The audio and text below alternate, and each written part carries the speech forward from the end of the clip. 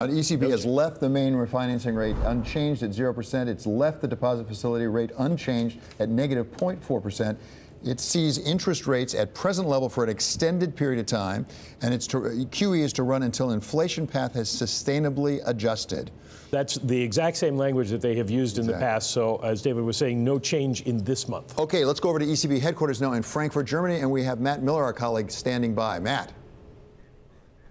I'm actually in our bureau in Berlin here, David, and I can tell you that we weren't expecting a change in forward guidance. We weren't expecting a change in policy or the bond buying program, and we didn't get those things. So really, the news is going to be at 2:30. When Draghi holds his speech and then holds the Q&A session, he's going to be pounded with questions about the euro. At this level, it's obviously fairly high and got there fairly quickly, from 122 to 124 almost overnight. You can bet that, especially considering the comments made by Treasury Secretary Mnuchin yesterday in Davos, a lot of the press at the Frankfurt meeting is going to be asking him about the euro and how he plans on responding.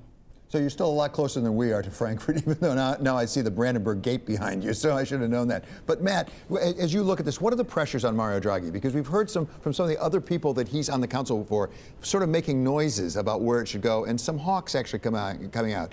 Is there a lot of pressure on Mario Draghi to really be a little more hawkish in this news conference?